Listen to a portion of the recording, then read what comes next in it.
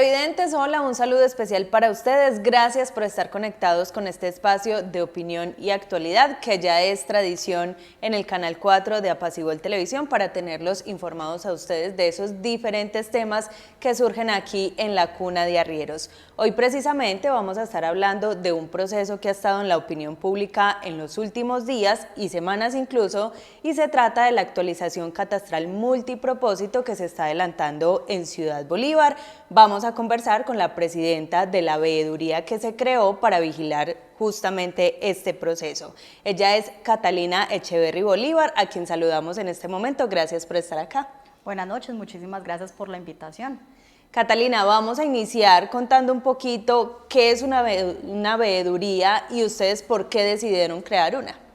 Bueno, mira, una veeduría es un grupo que pueden conformar los ciudadanos para hacer un proceso de revisión, control o de acompañamiento a diferentes procesos o contratos que se hacen en los municipios. En este caso, nosotros decidimos crearla para el proceso de actualización catastral que se está llevando a cabo, porque es un proceso que nos va a impactar a todos y queremos que se haga de una manera adecuada y ordenada para que tenga el menor impacto posible sobre el municipio. Catalina, este proceso, la actualización catastral, se está adelantando en 36 municipios del departamento de Antioquia. En Ciudad Bolívar empezó a hablarse del asunto a inicios del mes de agosto más o menos, se abordó en las sesiones ordinarias del Consejo Municipal. También se realizó una reunión donde ustedes conocieron cómo fue la experiencia de otros municipios, caso puntual y que ya lo hemos mencionado antes. ¿Cómo fue ese mes de agosto para ustedes? Bueno, realmente ese mes de agosto para nosotros fue un poquito tortuoso, por decirlo de alguna manera, porque fue un mes en el que tuvimos que hacer mucha investigación, que tuvimos que leer mucha información legal, que tuvimos que empaparnos de muchos temas para poder hacer un adecuado control. Incluso tuvimos varias reuniones con Contraloría y solicitud de capacitaciones, porque cuando tú quieres hacer control o ejercer un control sobre un proceso, un acompañamiento a un proceso como tal, pues debes informarte para poder hacer un adecuado proceso. Tú lo dices muy bien, el proceso se está llevando a cabo en 36 municipios este año, incluso pues acá cercanos está Betania en ese proceso, Jericó también está en el proceso de actualización. Entonces digamos que ha sido un proceso de buscar y de compartir información con otros municipios, con el de Andes, incluso con La Pintada, que ya también sufrió ese proceso de actualización, para entender un poco cómo funciona este tema. Inicialmente, ¿cuál era el temor? ¿Por qué decidieron crear esa veeduría? Bueno, mira, el temor básicamente nace porque tenemos experiencias en otros municipios e incluso en otros departamentos donde desafortunadamente los incrementos en el avalúo catastral son demasiado altos. De hecho, por norma, el avalúo comercial no tiene tope, pues porque finalmente ellos lo que hacen es un avalúo comercial. Este no tiene tope, o sea, ellos lo pueden incrementar 1000%, 2000, 3000, o sea, no tiene tope y no hay una ley que lo impida.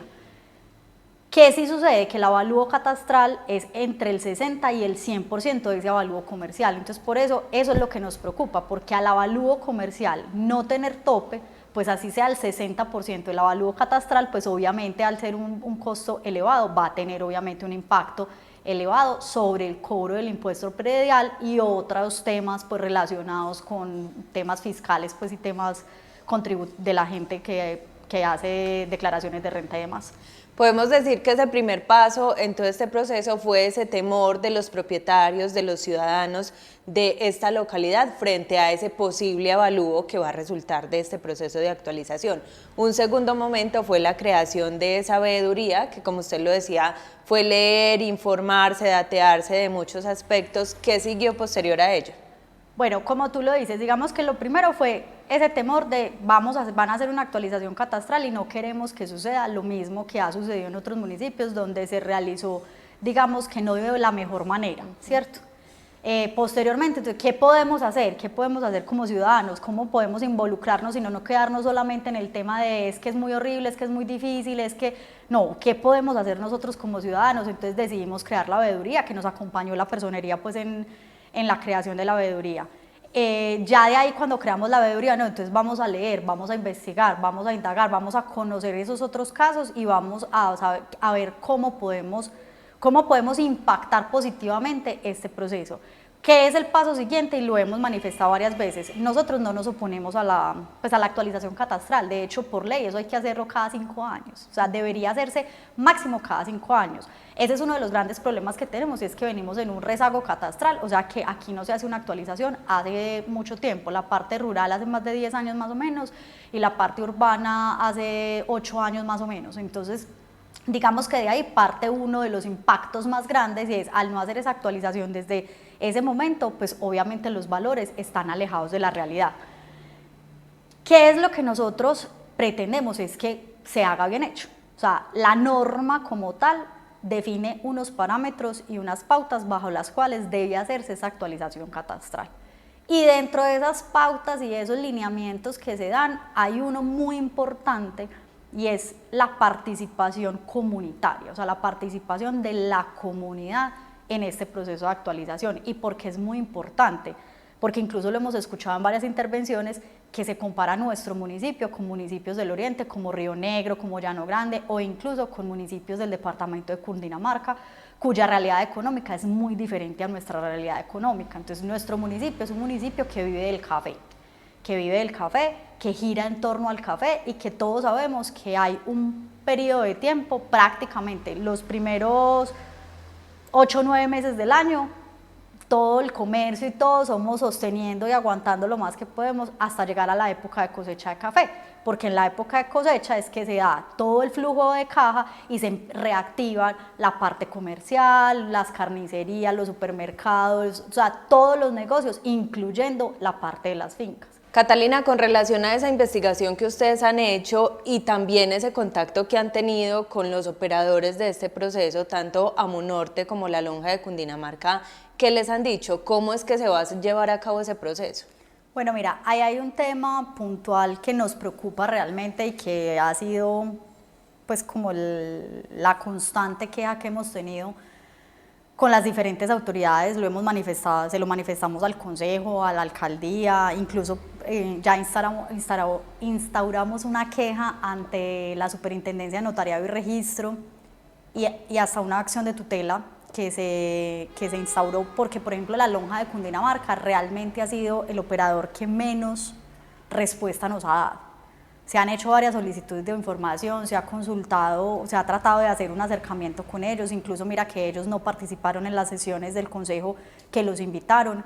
Entonces, digamos que ahí tenemos la preocupación, porque ese es el componente que más impacto va a tener sobre el avalúo de las propiedades. Con Amunorte ha sido un operador muy abierto, incluso con ellos tuvimos una mesa de trabajo, ellos nos han compartido como las actividades que van a hacer de socialización en los diferentes puntos. Ellos tienen personas en el municipio y las vemos frecuentemente, tienen una oficina de atención en la calle Quinta, entonces digamos que con ellos la comunicación ha sido más certera y ha sido más acercada, pero como te digo, ellos finalmente tienen la parte física y jurídica, que es mirar si la casa aparece registrada en la base de catastro con 2 pisos, que realmente tenga 2 pisos y no 3 pisos, o 1 piso, que si la casa aparece registrada a nombre de Catalina Echeverry, realmente sea la propietaria Catalina Echeverry y no sea Pedrito Pérez. Eso es realmente lo que ellos hacen. Digamos que hoy el componente que más nos preocupa es, como ya lo hemos manifestado en varias reuniones, es el componente económico, porque con ellos es que no hemos podido tener ese acercamiento. Hemos preguntado en diferentes reuniones cuáles son los métodos de valoración que van a utilizar, cómo van a hacer ese trabajo, y recibimos respuestas muy vagas o muy generales. Incluso ya con documentos pues, que hemos recibido, nos preocupa porque los métodos que van a utilizar no se ajustan, consideramos que no son los que se ajustan a la realidad económica del municipio. ¿Por qué? Porque son métodos más de métodos indirectos, encuestas, de validar negocios que se han hecho por notaría, o de llamar, por ejemplo, a los comisionistas a preguntarles por propiedades que se hayan vendido en el último tiempo, o por ejemplo, si hay una casa que dice que se vende, entonces llaman y preguntan por cuánto se está vendiendo, pero realmente, pues como lo decimos nosotros, pedir no es vender y ofrecer no es comprar. O sea, realmente un negocio se materializa en el momento en que se cierre el negocio y que las partes hablen. Incluso en la reunión, en la rendición de cuentas que hizo la veeduría, contábamos la experiencia de uno de los compañeros que pertenece a la veeduría, que a él lo llamaron a preguntarle, pues diciéndole que había un inversionista extranjero que estaba interesado en adquirir unas tierras.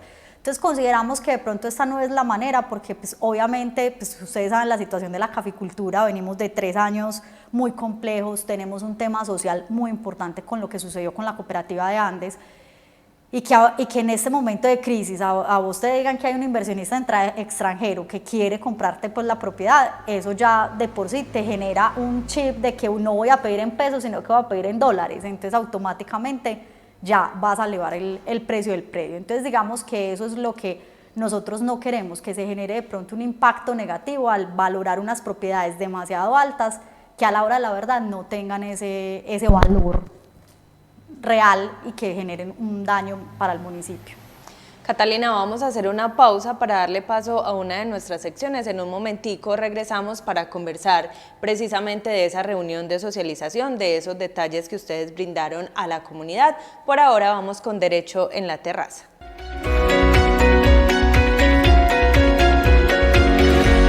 Hola, ¿qué tal? Un saludo muy especial para todos ustedes, Sandra, las personas que se encuentran en el set, también para quienes se conectan a través de nuestro Canal 4 y nuestras redes sociales, un saludo muy especial. Hoy nuevamente en nuestra sección de Derecho en la Terraza nos acompaña Lina María Restrepo Gaviria, abogada y psicóloga. Lina, bienvenida. Gracias Marisol por la invitación nuevamente y buenas tardes para todos nuestros televidentes. Lina, hoy vamos a hablar acerca de la política criminal. Vamos a explicarle entonces a todas las personas que a esta hora se conectan con Derecho en la Terraza en qué consiste este término y bueno, pues a qué hace referencia.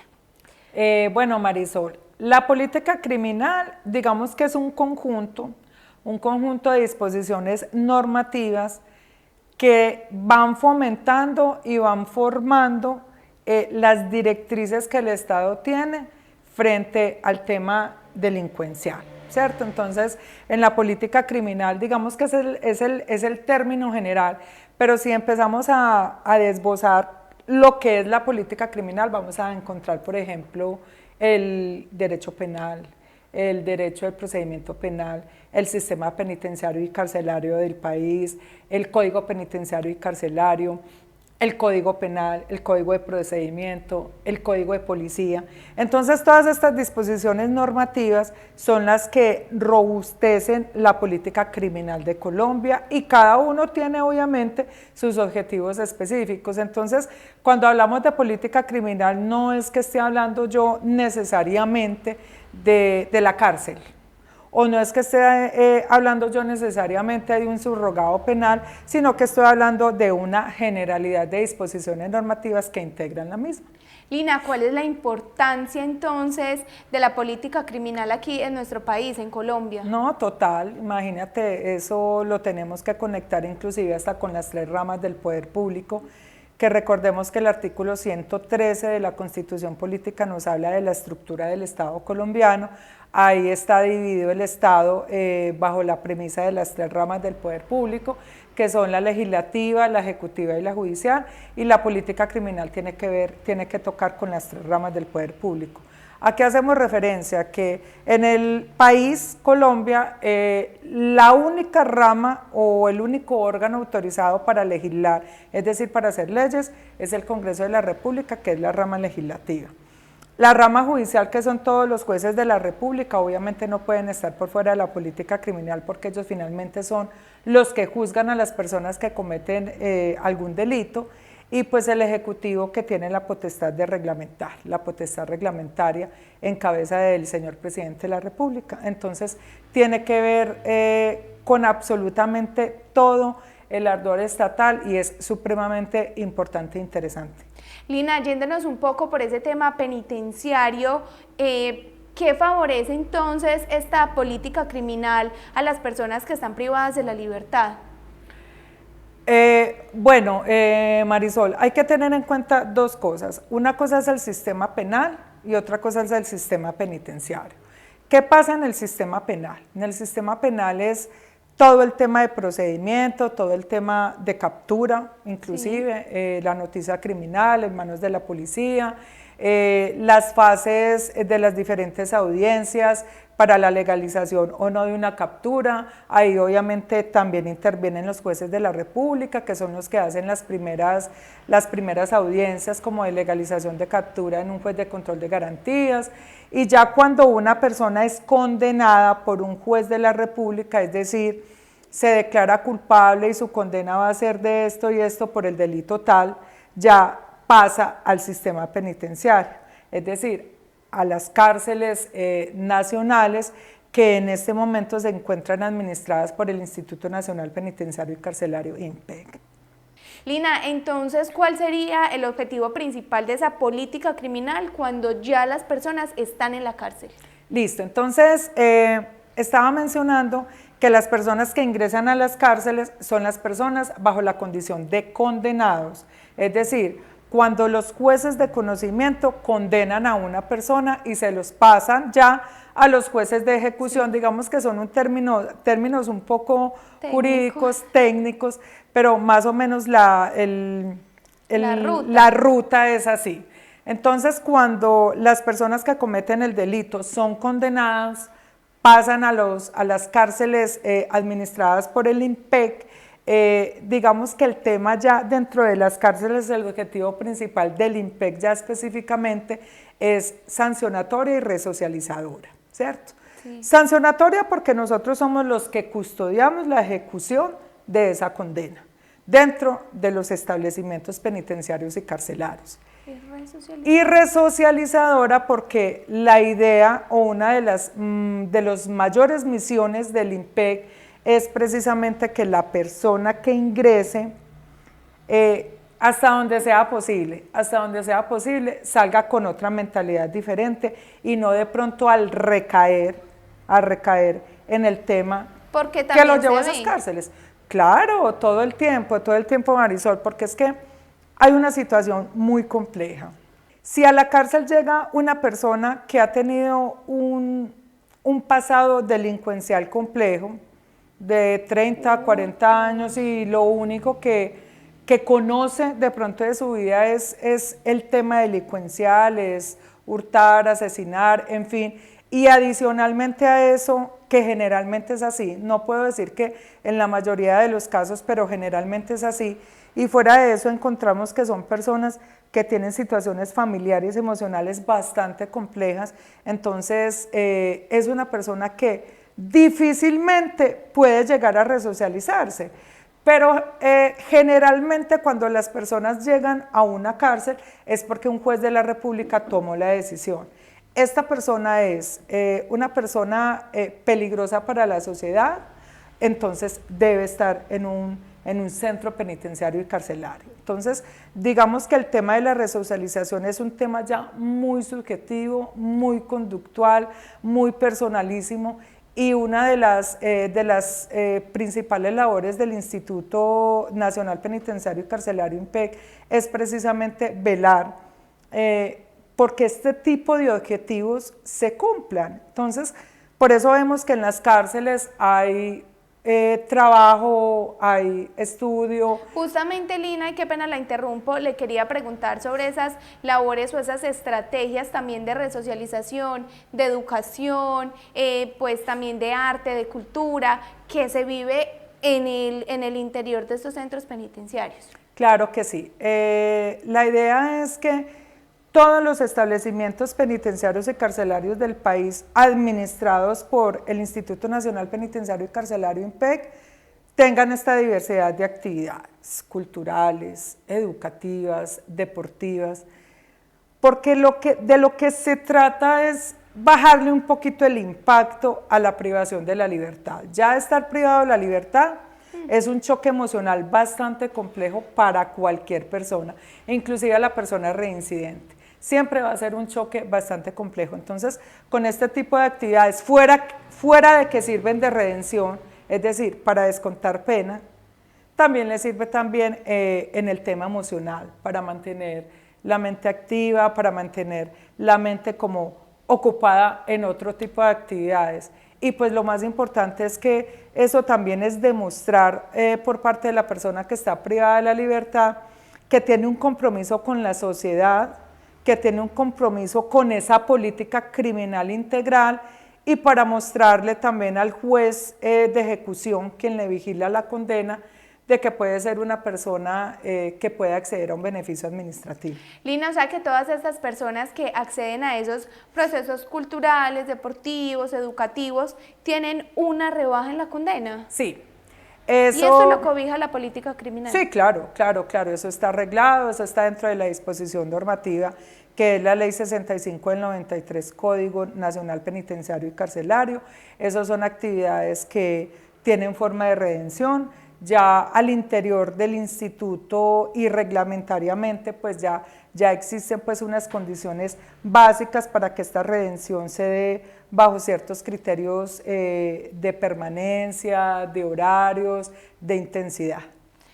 Lina, se nos ha acabado el tiempo. Muchas gracias por haber compartido con nosotros este tema de la política criminal, que sin saberlo, desde mi parte abarca entonces gran parte de este tema que estamos abordando. Muchas gracias por haber compartido con nosotros. Gracias, Marisol, por la invitación y a ustedes un cordial saludo. Sandra, televidentes, esto fue todo en Derecho en la Terraza. Nos vemos en una próxima oportunidad.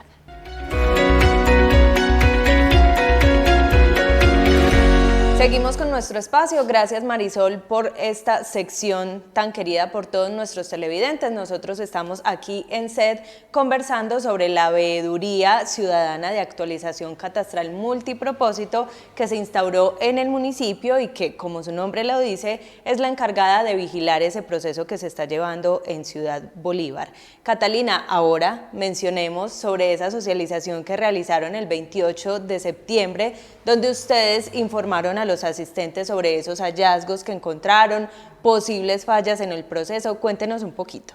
Bueno, mira, así como nosotros, pues como veeduría tenemos el derecho, por decirlo de alguna manera, los ciudadanos de conformar estas veedurías, al adquirir ese derecho también tenemos unos deberes, y uno de los deberes que tenemos es informarle a la comunidad qué fue lo que nosotros encontramos, o sea, darle una rendición de cuentas, y por eso se hace así el nombre. En resumido, nosotros le manifestamos a la comunidad en general, y de hecho en nuestras redes sociales de la veeduría publicamos los informes que hemos encontrado.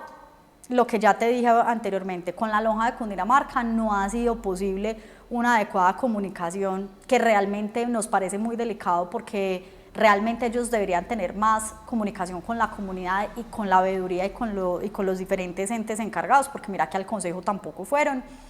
Nos preocupa que los cortos tiempos que hay para hacer el trabajo no permitan que se haga un trabajo bien hecho. La idea es que esto se haga bien hecho, volvemos a lo mismo, nosotros no decimos que no, pero hagámoslo bien hecho para que tengan los menores impactos posibles. ¿Qué tareas quedaron posterior a esa rendición de cuentas? Bueno, ¿qué tareas quedaron? Quedó compromiso de fijar una reunión, la personería citó a una reunión tanto al contratante como a los contratistas para poder también mirar lo mismo, y pues a la fecha no se ha realizado dicha reunión, estamos pues a la espera de la confirmación. Catalina, ¿qué esperan ustedes de todo este trabajo que han realizado? Que las cosas se hagan bien hechas, o sea, realmente nosotros lo que queremos es que sea un trabajo consciente y bien hecho. La Gobernación de Antioquia, el contrato general tiene un costo aproximado de 175.000 millones de pesos. Y la idea es que si ellos están invirtiendo 175.000 millones de pesos en este trabajo, es para que sea un trabajo bien hecho, que sea algo a conciencia y que sea acorde a la realidad de cada uno de los municipios. Yo no creo que la Gobernación de Antioquia realmente pretenda pagar ese montón de plata por un trabajo hecho a medias, pues para esa gracia se ahorra la plata y simplemente espera que se haga por decreto la actualización el año entrante. Entonces realmente lo que queremos es que sea un trabajo bien hecho, a conciencia y acorde a la realidad de nuestro municipio. Eso es lo que nosotros queremos. Volvamos al tema de la investigación que han realizado. El 31 de octubre, usted lo menciona, debe salir ya esa resolución por parte de la Gobernación de Antioquia. ¿Qué sigue posterior a la resolución? Posterior a la resolución sigue que ya el consejo, en compañía del señor alcalde, o al contrario, el alcalde con el consejo municipal, deben revisar el estatuto tributario del municipio para definir lo que llamamos los milajes. Entonces, en palabras coloquiales, es como cuando usted consigna y le cobran el 4 por 1000. Entonces, el milaje, ese 4 es un milaje. Entonces, cuánto van a cobrar de acuerdo al estrato, de acuerdo al costo del predio, de acuerdo a si es de rural, si es urbano, si es de uso agrícola, si es de uso pecuario, pues según el uso que tenga la propiedad, qué porcentaje te van a cobrar en el impuesto predial y cuánto es lo que van a cobrar, van a asignar del avalúo comercial al avalúo catastral, si es del 60, del 70, del 80, o sea, entre el 60 y el 100%, que hemos visto en otros municipios que la mayoría se están yendo al 60%, o sea, eso es lo que hemos visto en la mayoría de los municipios, pero digamos que ese es el trabajo que sigue. ¿Qué sigue también? Sigue la implementación como tal del cobro y ya a partir del año entrante empezaría en vigencia la nueva facturación, que es muy importante tener en cuenta. Cuando se reciba la primer factura el año entrante, los ciudadanos tenemos 6 meses para reclamar si no estamos de acuerdo con esa facturación que llegó. Entonces es muy importante que lo tengamos presente. Por norma, 6 meses en cuanto a lo físico y 1 año en cuanto a lo económico. Entonces, que estemos muy pendientes porque si no estamos de acuerdo, si no nos parece, es muy importante incluso, yo diría que revisar la ficha catastral. ¿Por qué? Porque humanos somos y errores se cometen, entonces que en un proceso de digitación de pronto mi casa era de 3 pisos y por error se fue de 4. Entonces es muy importante revisar y verificar ese valor que me quedó en el avalúo y si no estoy de acuerdo, mirar cómo puedo acercarme a cada una de las oficinas de estas personas para aclarar esas inquietudes que se tengan.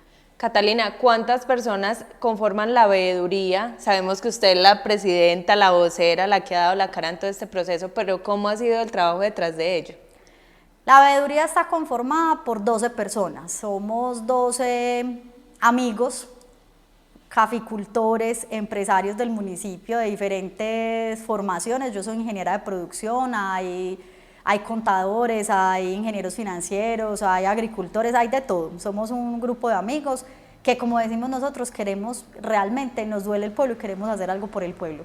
Entre todos nos ayudamos, vamos investigando, compartimos información que encontramos, leemos, podemos hacer esto. Así ha sido el trabajo más que todo. Y adicional a esas 12 personas, ¿han recibido ese apoyo, respaldo, acompañamiento de la comunidad ciudbolivarense? Sí, en algunas incluso me ha causado gracia porque gente que yo no conocía me ha escrito, me ha contactado por redes sociales, abogados, tributaristas, contadores de Medellín que tienen propiedades acá, incluso mucha gente se ha acercado para decirnos qué apoyo necesitan, qué ayuda, díganos en qué les podemos colaborar, cómo los podemos asesorar. Desafortunadamente sí, digamos que todavía la comunidad en general está muy quietecita. Yo sé que cuando salga la primera factura muchos van a decir, Dios mío, hubiéramos hecho caso, hubiéramos ido, sabríamos, pero desafortunadamente pues no ha tenido como el eco real que queremos, pero esperamos que de todas maneras todavía tengamos mucho para hacer y si el año entrante pues desafortunadamente no se dan las cosas como esperamos, ya saben la gente que tenga presente que tiene 6 meses para reclamar contra la actualización lo físico y lo jurídico y 1 año para reclamar contra la parte económica. Esperemos que todo salga como se debe, sobre todo que sea un proceso transparente y que ustedes logren ese proceso de vigilar y acompañar a estos operadores. Vamos a hacer nuevamente una pausa, ya estamos llegando al final de nuestro espacio La Terraza, pero vamos con el plan con Diego Alejandro Arredondo.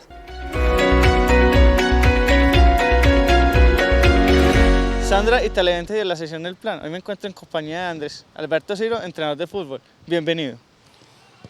Diego, muchas gracias y un saludo muy especial a todos los televidentes. ¿Qué invitación tenemos para el próximo domingo en el parque principal? Diego, quiero invitar a toda la comunidad que nos acompañe.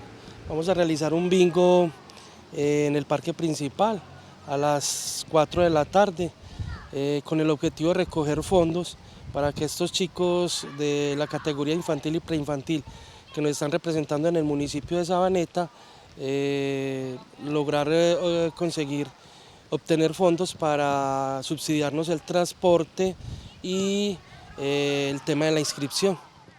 Hora y valor de la tabla. 3 de la tarde y el valor de la tabla es de 5.000 pesos. Bueno, Ciro, reitere la invitación para que la gente de Ciudad Bolívar apoye a estos chicos en este bingo. Bueno, invitar a toda la comunidad, no necesariamente tienen que ser los padres de familia o familiares de los deportistas, sino toda la comunidad. Pues la idea es colaborarle a estos muchachos que están haciendo deporte y que es algo que es muy positivo para nuestra sociedad. Bueno, Ciro, muchas gracias por estar en la sesión del plan. No, gracias a ustedes por darnos esta oportunidad de mostrar este bonito proyecto que se viene realizando este año. Bueno, Sandra, siga con la última parte del programa La Terraza. Diego, gracias por la información. Nosotros también vamos finalizando aquí en La Terraza. Hoy el tema a abordar es la veeduría ciudadana de la actualización catastral, ese proceso que se está adelantando en Ciudad Bolívar y cómo se le ha hecho seguimiento por parte de los ciudadanos. Catalina, cerremos este espacio después de haber contado cómo ha sido esta trayectoria desde el mes de agosto con una invitación. Mencionábamos antes de la pausa que es importante que la comunidad esté más al pendiente, se vincule, sobre todo con espacios de socialización que se van a presentar en los próximos días. Los esperamos a todos para que estemos allá presentes, para que escuchemos de parte de ellos cómo hicieron el proceso y podamos tener un poquito más de claridad sobre el tema y podamos decir si las cosas realmente se están haciendo bien o si definitivamente es necesario ampliar los plazos para realmente que se haga un trabajo juicioso y acorde a la realidad del municipio. Así es, la base de este proceso es la comunicación y sobre todo información clara. Reiteramos entonces desde Apacigol también esa invitación para que todo este proceso surta el efecto esperado y no nos afecte en el bolsillo como pasó en otros municipios. Así llegamos al final, Catalina, muchas gracias por haber estado aquí en La Terraza. Muchísimas gracias a ustedes y por aquí, cuando me inviten, estaré pendiente. Así es, a ustedes televidentes también muchísimas gracias por habernos acompañado. Nos encontramos entonces en una próxima emisión de este espacio de opinión y actualidad, La Terraza.